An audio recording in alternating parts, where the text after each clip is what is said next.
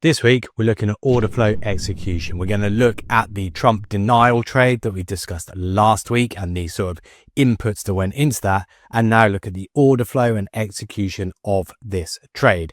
I'm going to cover the technical side of stuff as well, looking at how precisely you make a decision as to what market to trade, how to create your targets, and then also how to execute the trade itself. Key skills that every new trader needs to learn and how you go about deciding it and then executing it.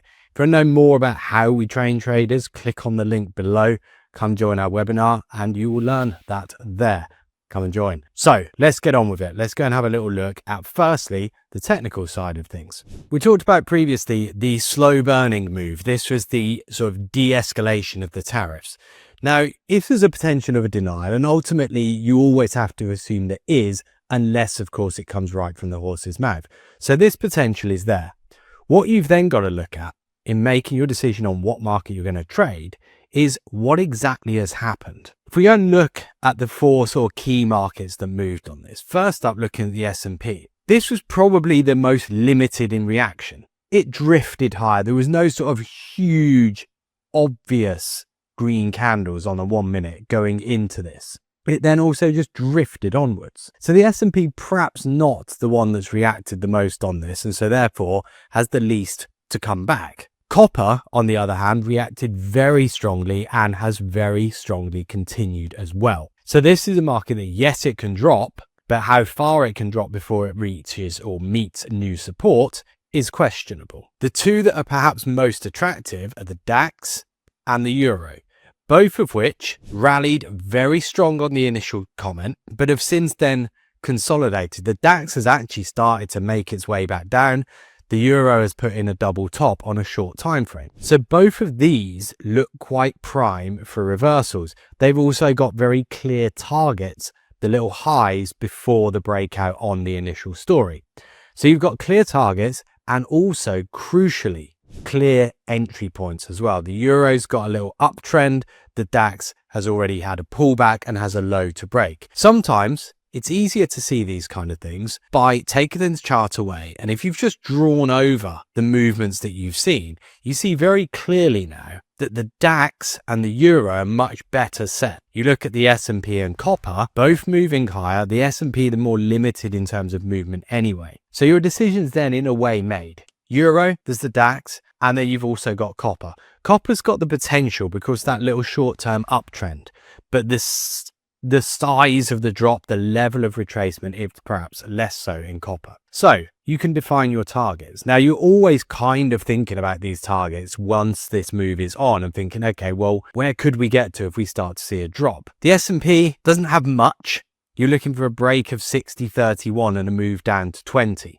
Copper, on the other hand, you're looking for the break of this uptrend. Now, target-wise, I wouldn't be looking miles in copper.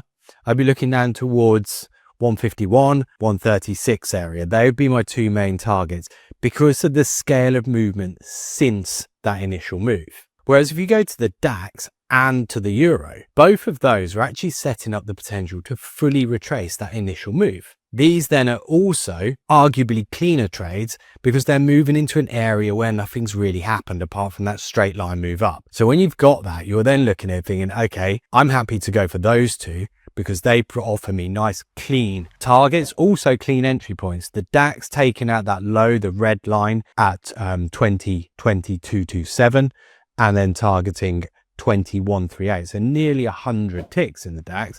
The Euro as well, you've got the trend break, then you've got the low break as well. So that's break of 40 and then 24 and a target down at 00. So you've got clear scope of opportunity here. The next thing, it's down to the execution. I'd be looking at this thinking with the DAX so far away from the entry point at 22.27, you've got a bit of time in the DAX. Yes, you could hit it early and be in at better prices, but you've always got that option in the DAX waiting there. Whereas the copper and Euro are probably the more immediate markets that you need to be looking towards. So let's go and look at the execution of this. Okay, so here we go on the execution. What we're looking at is S&P on the left, DAX, then copper, then euro. Euro starts moving. Now, even without knowing the news, if they all start to move together, you can assume there's something going on. So this is why you go euro first. It's the one that's offering that potential for the break. The DAX has just broken that 2227. Copper's already on its way towards the downside, so managed against that. And the S&P is the one that essentially we've been left behind on. Because the S&P is the one with the least potential in it, I wouldn't be worrying to try and get into this. I kind of look at that and think, you know what, it's gone. You probably only 4 big ticks off the target anyway, so you leave the S&P alone. The place you want to be watching is the DAX, because you've got into this last. And this is the point where you start to get people taking a bit of profit. They're taking profit on the basis that they've just jumped in, and now you're starting, that profit taking is what's creating the tick back. It's the awareness of the comment, which you will have read by now, that you can then look at and say, okay, I should still be in this. You're on side nicely in the euro, having got in at around 40. We're already through that first target at 00. Copper, down towards those first targets. This would be a market you'd kind of go, do you know what? Copper's achieved the first target. Leave copper alone. The focus should now be on the DAX and on the euro.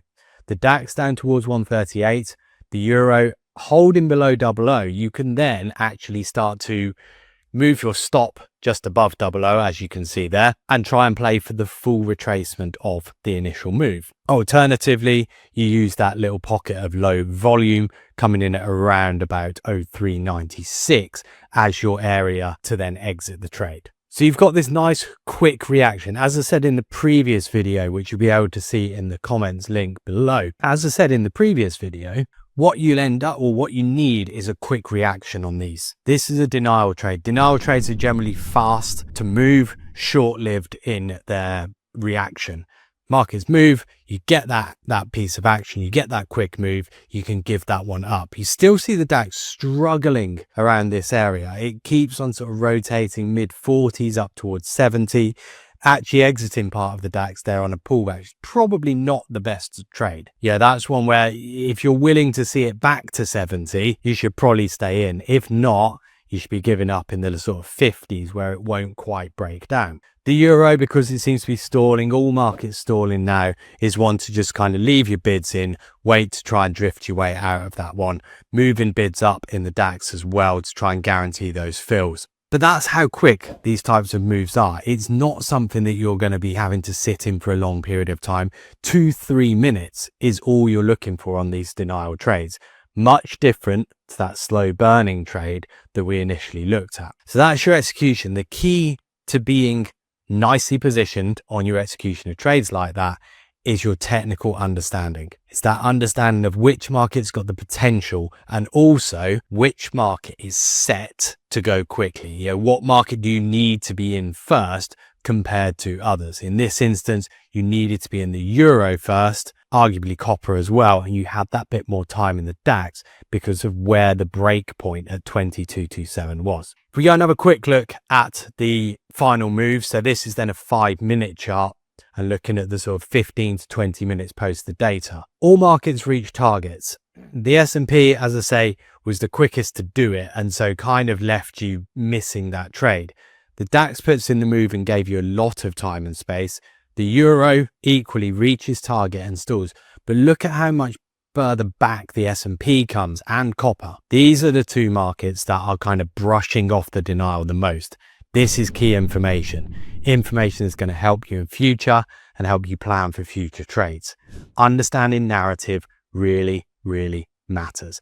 For that reason, you need to understand the whole story and how to plan those trades out. If you want to learn more, as I said before, click on the link below and I will see you guys next time.